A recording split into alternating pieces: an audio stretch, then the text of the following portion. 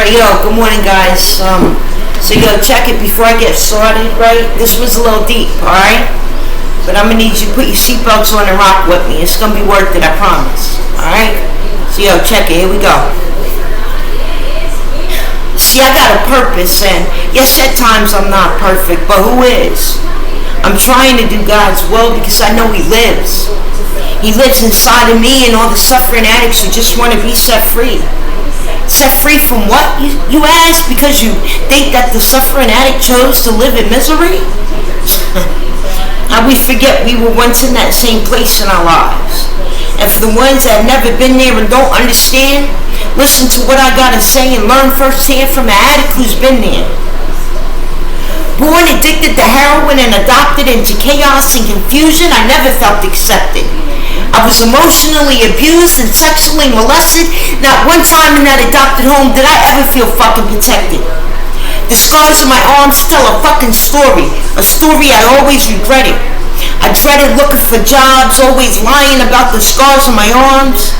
I lived most of my life defending these scars on my arms. Now that I'm overcoming, I'm indebted to tell my story to the brokenhearted, to the disconnected, and to the ones who are searching for some acceptance.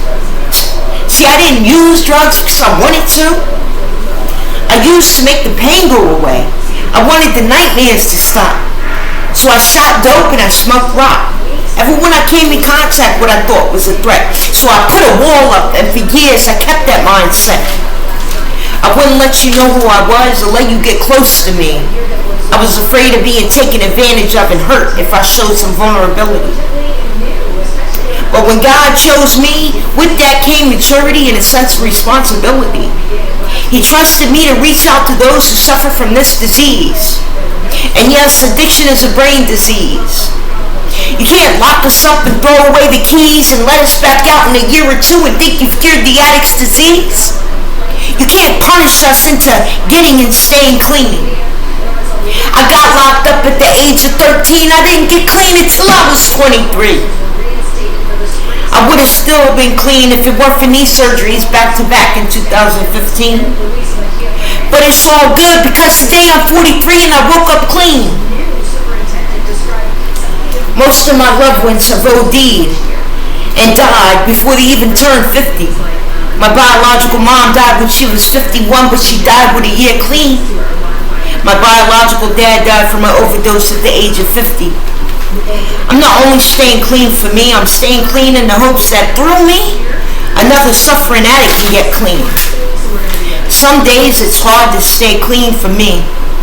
On those days, though, I'm reminded my pain ain't about me.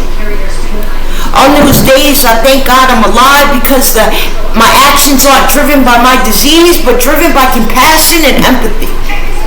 On the nights I've made it through the days clean, I can hear the shackles a little louder because it's another day God has set me free.